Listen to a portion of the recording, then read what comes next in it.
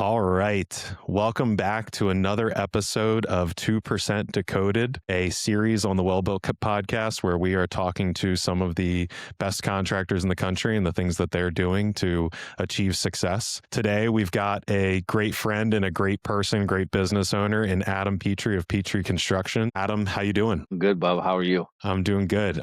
Thank you. So Petrie is a general contractor, and Adam's going to talk way more about this and say it better than I could. But Petrie is a super interesting, cool, unique general contractor that is working across the country on a bunch of different important client accounts. And you guys have been really growing fast over, what is it, the last 11 years? Is that right? Yes, sir. And so, been great working together and everything. So Adam, tell us a bit about Petrie and we'll start there. Well, I'll start to say that I think you're probably dramatically overselling me and us. Nope. Very interesting, cool company. I love what you guys are doing, sincerely. Not just saying that for the listeners. Thanks, brother. Love the opportunity to be here. This will be the #1 rated podcast that Matt puts together, by the way, because everyone's dialing in to see my beautiful face. Yes. So what was the question? You wanted to know a little bit about the company? Yeah, tell us about Petrie. How we get here. So Petrie Construction, I'll give you the elevator pitch first, and then I'll give you like the better side of it. Commercial general contractor, nationwide commercial general contractor, focused in the mid-market commercial space, multiple verticals, typically private, but we work all over the U.S. with kind of our focus area, our heat map being east of the Mississippi. I do stuff in the central and the west coast, but highly relationally driven, or a relatively small group, a tight-knit group of hardworking men and women dedicated to the same, common mission to be exceptional at what we do, to provide exceptional work product for our customers, and to really have the best life that we can all have. So, very, very blessed to be here with you, to be working, Matt, with yourself and with Well Built. Your team is absolutely unbelievable and taking us to the next level. So, at our core, though, we're a group of carpenters, contractors, builders, some engineers, some architects, just hardworking, honest, good people. Yeah. And oh man, yeah, I almost want to go into the hardworking thing, but I'll save it. I'll just ask, when did you know that you wanted to be a business owner? When I was a kid, when I was I don't know what age, but I was a kid, definitely bred into entrepreneurship, that hustle so hard, and just the drive and willingness to go out and do it, to go out and be the best at what you are. So definitely from a kid, worked with my father growing up. My brother and I did swinging hammers as residential non-union carpenters. So a lot of great stories there. What yeah. So when you were a kid and your dad started the business when? Yeah, so my father started our Douglas Petrie and Sons construction in 1979. Wow. Incorporated in 1982. My younger brother and I, Eric, started working with my father, Doug, as kids. I don't know exactly what age, but we would go with him, nights, weekends, and all summer to work roofing and siding and additions and all. If it could be done with tools, we could do it. At a young age was really instilled by we were both really instilled by our parents, that we could make whatever we wanted for ourselves, but we had to be willing to go work hard and do it. Yeah. Upstate New York. Do you have a moment where I'm super excited to actually learn more about the kind of origin story, because as much as we've talked, I don't know that I've gotten all of it. Do you have like a moment where you remember like looking at your dad when he did something or he said something, or like some key lesson or experience where you were like, holy shit, like my dad is like a really good man and he's really teaching me something important here? Like, is there any memory that you have in your journey with him in the business that strikes you there? There's a handful, but I will say, there's one salient point for me as a kid. We were doing a really, really, really very large roof replacement. We did a lot of roofing in upstate. We get there and for whatever reason, my brother and I would always be on like the hardest stuff, right? Yeah, yeah, you which know, was probably by design by your dad.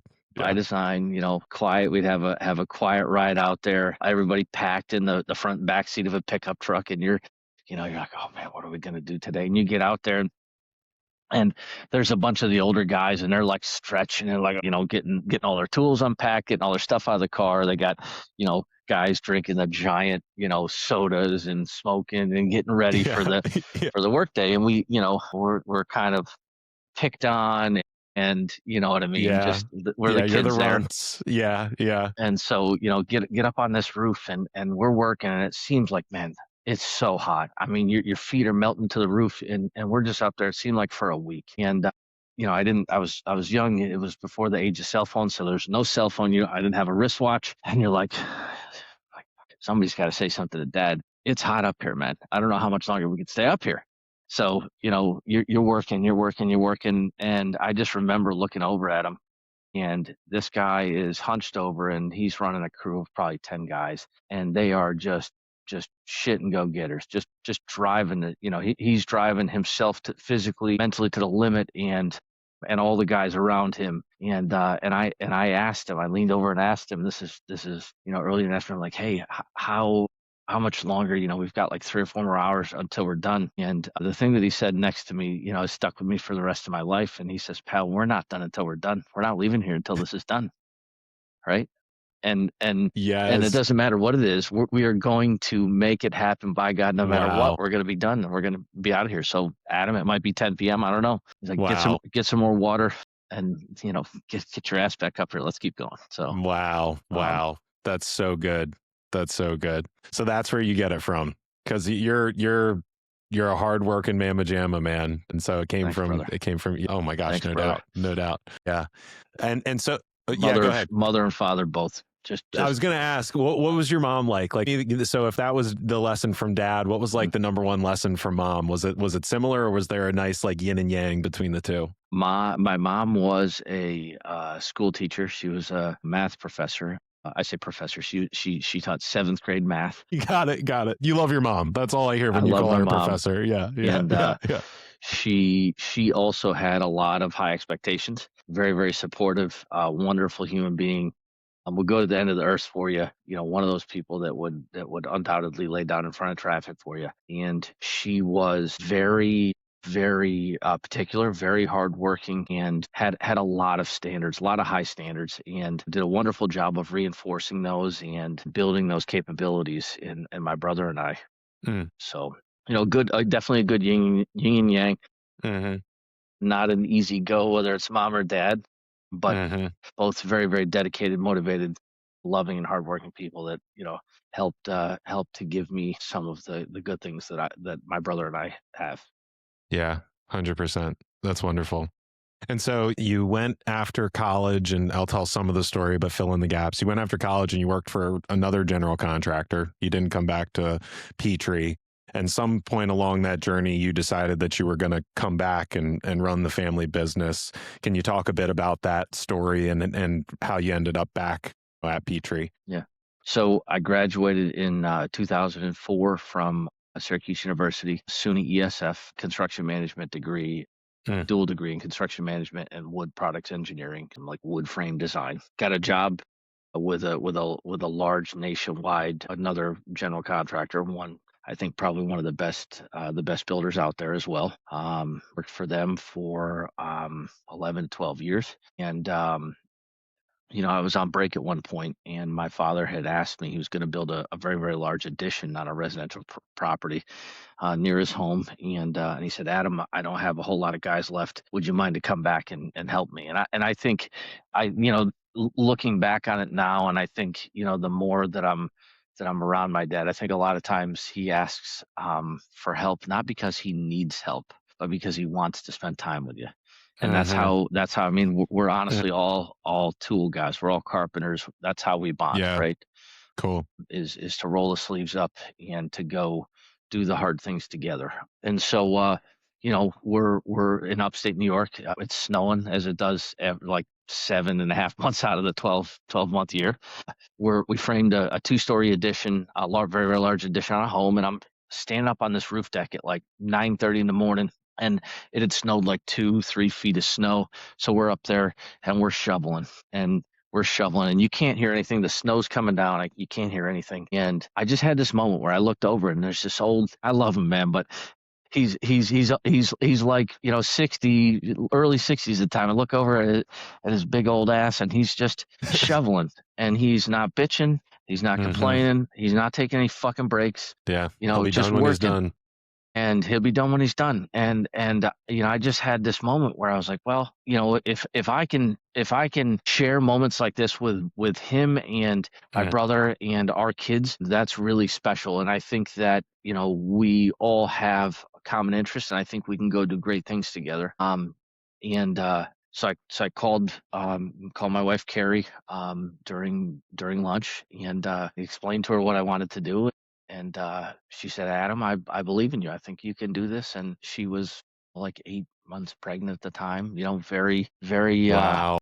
very, very tough spot for her. She's also a wonderful, amazing human being, and Yeah, she is. wouldn't be able to be here, unless her and I were, unless it's largely because of her as well. So she said, I think you can do this. I believe in you. And so we made a run at it.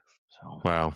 blessed to be able to say that, tell that story. And do I have it right that it was 2014 or 2015? Like, has it been 11, 12 years since you made that decision? Yeah, it was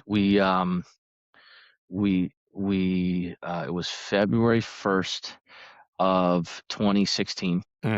So it was just 2 months and a couple days ago. It was 10 years. Wow. Full time. Wow. Wow. Yeah. And it's all been easy since then, right? Every day. Every day. 3:30 in the morning until 10:30 at night. It's it'll be done when it's done. I think that's got to be the theme of the day. Well, and I want to talk a bit more about like what the last 10 years have been like. I'll say this, and I think I've shared this with you before, and hopefully you won't mind me sharing it now, but I don't think you will. I very much, and there's like some science to support it, and I know you kind of are interested in this kind of thing too, but I think that our guts and our hearts and our minds are often trying to tell us things about what's right, what's wrong, what we're supposed to be doing. And that if you learn to listen to your heart and your gut, you usually end up following, like, things usually end up working out pretty well. And one of the things that I've always noticed about you, and frankly, I think it extends to your whole team at Petrie, is that you've got such a strong heart and strong gut, and that you use that to directionally figure out where you want to go. And I just wonder, like, it sounds like there was a moment, on the roof shoveling snow, that your gut or your heart, something told you like, this is the right thing for me and my family and the future. And I wonder, when you were coming into the business to start running it, I mean, you've grown significantly. I mean, you've grown a ton over the last 10 years, to the scale of, again, hopefully you don't mind me mentioning, but like 50 million last year, I think, if not there, very close to it. And so what was your gut heart telling you, February 2nd of 2016? Was it, I'm going to grow this business like crazy? What was your vision when you set out on this whole path? So it's kind of embarrassing. It's a great question. It's kind of embarrassing. So, you go through however many years of education, and you go to one of the best universities, I'm biased, but one of the best universities on God's green earth, right? And learn all these things, and you take business management courses, and have multiple minors in business management and all the things. And the embarrassing part to say is, I didn't exercise any of those or many of those best practices on the front end. Certainly we've leaned in hard and have grown and developed over the years, and more recently with the exceptional guidance and leadership of yourself and your team. But to answer your question, February 1st, 2016, we had a couple of residential kitchens, and it was the first day. It was Zach Shipley and myself. It was my wife's younger brother and myself. Yeah. And I had a Chevy pickup with ladder racks and toolboxes, and we loaded all our stuff up, and we got in the truck, and it was sheer ice. For whatever reason, that morning was sheer ice, and I live on a big hill, and put the car in drive, and the truck skidded uncontrollably, and we ran into a tree. And that was the start of our first day. Was we ran the truck into a tree. My gosh. My gosh. That's a good omen, I guess. Yeah.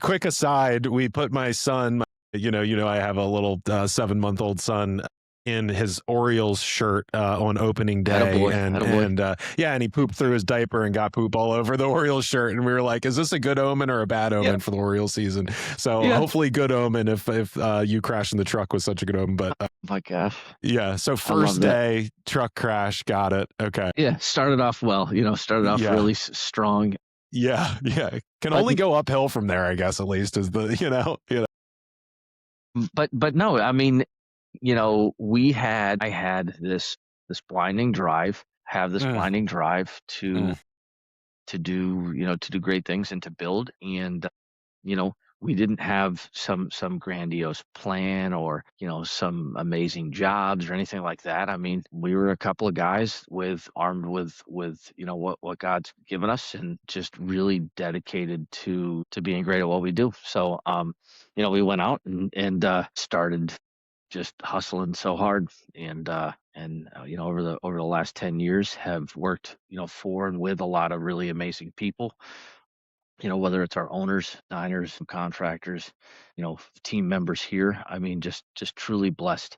A lot of folks that I care about deeply, and that you know have been blessed to participate in this journey and to get us to where we got to. So it's definitely something where we are every day incrementally just challenging ourselves and growing and trying to continue to do better mm, for ourselves. that's awesome. We'll still Well, drive the truck into the tree once in a while, but percent. And I think it's good for you, to when that happens. I think you talk about entrepreneurial spirit, and I think getting back in the truck is one of the most important entrepreneurial lessons that you can learn from what I've gotten to observe. And I guess I want to touch on some other things, but maybe that's a good segue just into like, over the past 10 years, was there any especially vivid like oh shit moment where like we got to like step up, in this area or change the way that we're doing this thing? Like, did you have any of those moments that were especially like scary, dark, like wondering what was going to happen next? I've definitely had sleepless nights, and the pit of your stomach, and the I wouldn't say panic attacks, but just heart rate and the breathing and all the things. And I think for me, there's not a whole lot that really stand out in terms of like, my God, we need to make a hard left. Mm, Uh, it is just a continual for me, just continual awareness of where are we, what's brought us here, how do we continue to move forward, and where are we headed. And just really try to have a high sense of humility, have a high sense mm, of awareness of who we are, and mm, flexibility, and not being too proud or pigheaded or whatever, and just understanding that there's a lot of different ways to get and continue to proceed forward. And having a desire to be flexible and continue to be stronger at the end of the day than you were at the beginning of the day. So there's probably some moments out there that I can remember, and probably some that those around me remember, my wife and some of our team members. But you know none that are jumping out to me right this second. But fair enough. it's definitely one. I mean, you are there. You are participating and seeing it in both in us and in a lot of folks every day, and you yourself are doing it. In your journey, Matt, and in your family life and all the things. I mean, Yes, it's sir. it's one of those where if you stop learning, if you stop being open to taking a different route, if you stop being open to trying to be better than you were when you started, Yes. you're dying, right? Yeah, I think for me, like and I don't know if I've shared this with you yet in like one of our, offline conversations, but I think it's starting to the way that I'm starting to define it is that there's like a certain dissatisfaction that you start to feel. Uh-huh. And I'm actually, for the first time in my life, getting excited about dissatisfaction rather than upset about it. Oh, Because what I'm seeing with the dissatisfaction that I feel about like our business or even like your business, like if something doesn't go as well as I hope it does, or that we don't have this success or when that whatever, that the reason why I'm dissatisfied is because I can sense that there's a gap between where we are today and where we could be that's not very far, and that I want to break through that gap, you know, and I go through periods where I don't feel dissatisfied, and usually those periods are right after there's some major breakthrough. And then, you know, one of my favorite quotes all time from the book Scaling Up on business growth is that the solutions of today become the problems of tomorrow. Mhm. And you know, the things that we come up with today that seem like they're going to be the best, you know, next step work, and eventually they work for a $35 million company, but they stop working for a $50 million company, and Right. so on and so forth. So I think that sense of dissatisfaction might be a good thing, I guess, is what I'm getting at. It's just seeing it that way.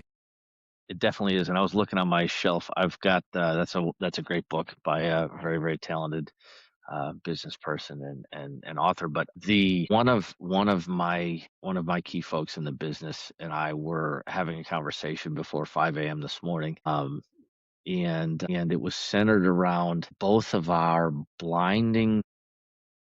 Hmm. blinding dissatisfaction, I'll call it, but blinding, like just constantly, it's never good enough. Mm. And we were discussing there are times where you'll feel a reprieve from that, but it's generally in the high or the low. Hmm. And would we be who we are? Would we be where we're at without that? And I think the answer is no. I don't think. I think there's times where you really wish you could turn it on and off like a light switch. Hmm.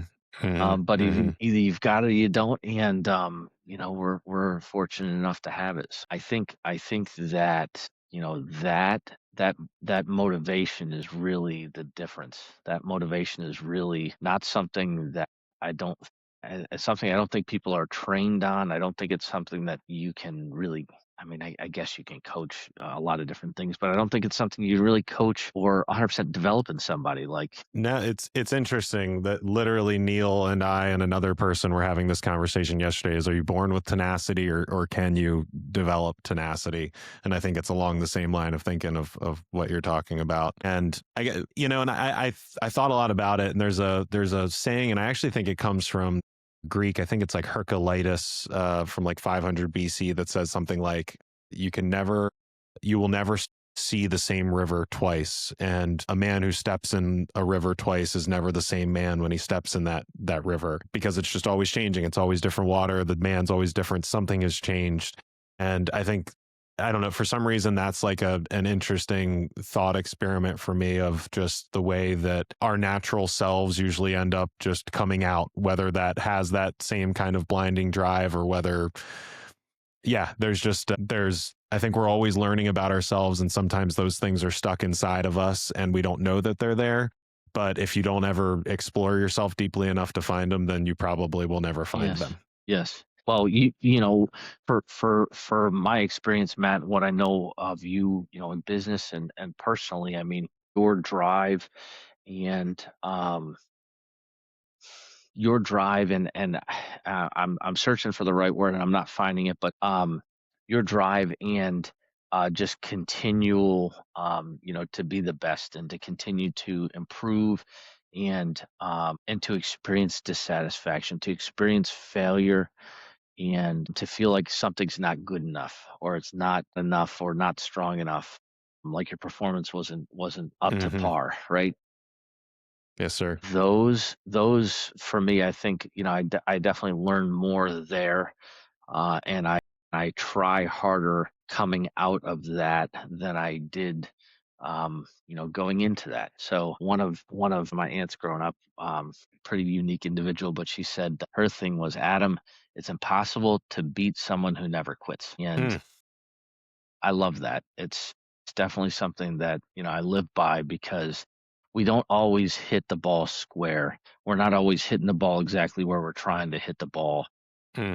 We don't always hit it to the gap. Sometimes you line out to short, and other times it's a swing and a miss on three, or stand and watch number three. So Hmm. it's really just about that resiliency and commitment to being, the best version of yourself, and pushing yourself to show up no matter how hard it seems sometimes. So I think that's very true, and I appreciate you seeing me and sharing that because it feels good to hear that. And I think one of the things I'm really fascinated by lately is the way that we are not our emotions, and that I think you quit when you feel sad, scared, or angry. And you take your ball and you go home, or you just kind of give up. And I think that's a shame because if you're able to overcome sad, scared, angry, then again, probably the most successful event that you've ever experienced is just on the other side of that failure. Like I think everything's energy, and that negative energy is just like all of this potential energy to turn into positive. And a lot of us just drill into the negative over and over again. But if we're able to like convert it, we can literally transmute the energy from negative into positive. And if you're able to do that, go ahead. Sorry. Yeah. Yeah, you have an amazing way of that. There's Mm, times where it will be just the absolute like, my God, I don't know, like not the end of the world for bad, but just you're beat down, you're tired, you're like, "Oh, for Pete's sakes, I cannot affect this result I'm trying to affect, and I've tried this and I've tried that and I've tried this and I've tried that." And your ability to be reserved and to always have the right way to frame it in, where it's not, you do a wonderful job of guiding and giving guidance without telling people, without discounting people's journey or who they are, but getting us there. And sometimes it takes you longer to get me to where you're trying to get me to than I think you would like. But your ability to do that and to harness that, the positive side of all the negative, is unbelievable. And it's really something that has amazed me with you. Since I've known you, since we've been working together. I think as an entrepreneur, it is that resiliency, the grit mm, and the determination, mm. but you're the intellectual side, the side to look at the ability to look at something in a totally different way than the other dozen ways that I've looked at it and beat it to death. And I bring it to you, and you're just, I'm not even done explaining, and you're already seeing it from a different angle is amazing. Thank you. Wow, really interesting. Didn't expect to go this way, but you're being so nice to me, so thank you for that. But I also know you mean it. I know you mean it, which I really appreciate. And I think it goes into like, the success that we've been able to experience as like partners over the past year plus, probably 14 months at this point. And so to go back to kind of like the journeys. So you obviously made the transition in 2016, and just used hard work, resilience, satisfaction to get to where you are. And talk about the last 2 years and what you've recognized, because I think that we have had a great push and pull, and I think in many ways you've recognized a need to like drive to not just use all the hours in the day, if that's fair to say, to just keep working more. Because I think your gift and your curse is that it's done when it's done, and you'll work Right. like a motherfucker until it's done, no matter what. And I think there's a part of you that's kind of seen a push and pull. So kind of how has your mindset shifted in the last 2 years or so in terms of how you're growing the business, and what are the gains that you've gotten from that? It's a great question. 6 years ago, I was taught a very unfortunate lesson in a way that I really wish every day would be different than it was. And downstream of that, have really developed and become a different person. I think still, the blinding drive and motivation and all the things, but really the ability to be present and to really give everything that you have to those around you is something for me that it was kind of I won't go into the story, but it was a pivot in my life, and it changed that 24/7. It changed that 24/7 a little bit. Still have it, have to do a much better job of Mm, throttling it, using it, mm, harnessing it as needed. mm, But the last couple of years for me has really been focused on continuing to develop the relationships within our team, developing the relationships with our partners, whether it's a client or a subcontractor, and really trying to support and build and empower and guide folks to be their very best, to love what they do, and to really I have the same sense of pride and unwavering commitment, dedication, and so I think, as my journey's unfolded the last couple years, and I've been really, really fortunate to connect with you and your team at Well Built. I mean, I think really becoming much more intentional with what we're doing, right? Mm, So it's not just being the best at building. It's not just, making sure that it gets done on time and of high quality, and with the owners, different success points in mind, and making sure everybody's safe.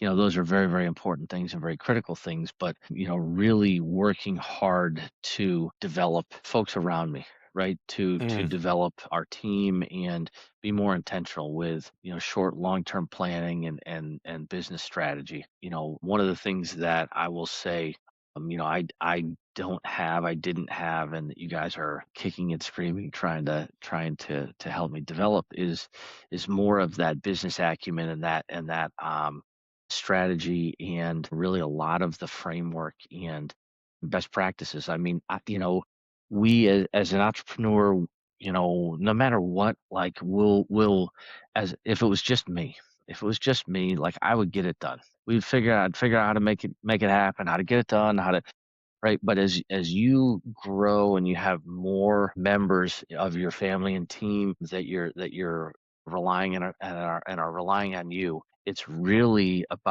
becomes more about making sure that you're giving those folks what they need to be successful, and less about the blinding drive for me to make sure I get the rest of that roof on mm, um, before the end of the day, right? So yeah, it's trying to impart some of that knowledge and wisdom, and help guide and train those folks. Really, it's a larger thing for me. We have a lot of folks that are relying on us, relying on me and our team to help them deliver day in and day out a life, and really trying to help.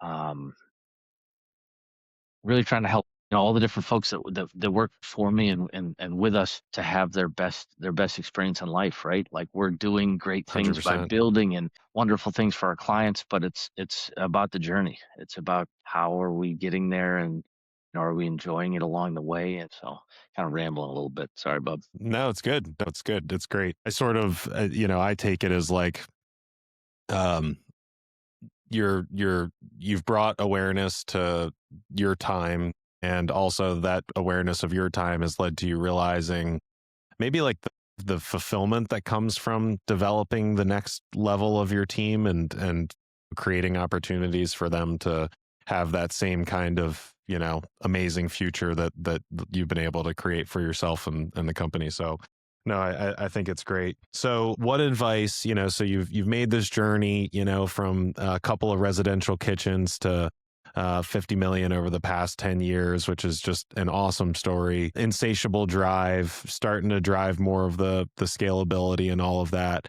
What advice would you have to a business owner that is going through one of those tough, hard times, maybe some of that dissatisfaction that they need to break through to that next level? What advice would you give to them? That you already contain all of the answers Mm, to all those things that seem impossible, those things that are just out of your reach, or those things that you can't affect that change. Like you have all of that in here and here, and that if you stay committed and true to what it is that drives you, whatever that is, well, you'll find it. So it's that, don't stop, don't settle. Like, fuck, I guess this is just how it's gonna be. No, right? You can be better than that. You can, you know, you know, cross that bridge, and when you get to the other side, you're going to be stronger than when you started out. So love it. I think the for me, um, the adage of, when someone says, what made you how have you found success, for whatever success I've found in life, one of the things I think is biting off more than you can chew, and then figuring out how to chew it, right? That's not an all the time thing. I'm not telling you to go No, crazy and just do, yeah, like, yeah. I'm gonna That's go just for it. only you're allowed to do that. Only you're allowed to do But that. Yeah, that's so so good though. It's so good though. And it really is because you usually end up figuring it out. You know, you really do. So it's really, really good. Awesome. And then let me ask you maybe one last question. Would you do it all again? Knowing all the pain, knowing all the struggle, knowing all the sleepless nights, would you do it all again? I'm definitely not the right guy. If you want me to dissuade anybody, I'm not the right guy to do that. Absolutely. Yeah.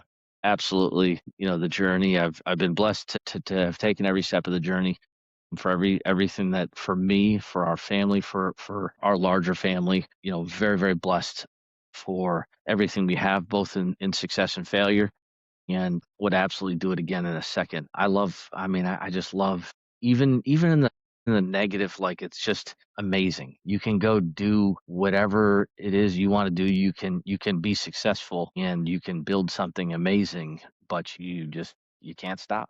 You got to keep going. 100%. I love it. I love it.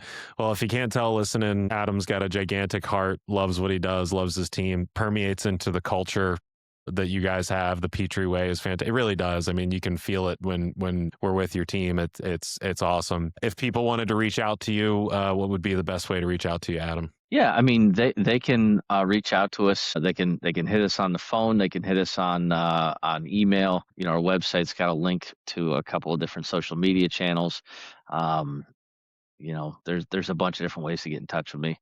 Info@petrieconstruction.com is probably the easiest one, depending on which direction you're trying to head. You could also hit me, my email, and I'll throw it out there. I don't know if this is a good thing or not, but Adam@petrieconstruction.com It's on the is my internet email somewhere link. anyway. It's, It's I fine. mean, Yeah, it's no. fine. They got our location. They got all of our shit. It's fine. You know, definitely send me an email if you want to connect. I'd love to hear positive and negative. Yeah. Cool. Cool.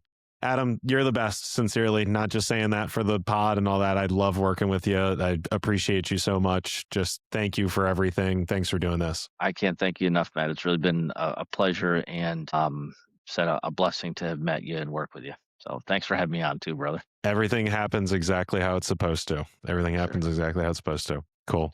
All right, everybody. Thanks for checking out 2% Decoded, and we will talk to you soon. Thanks, yeah.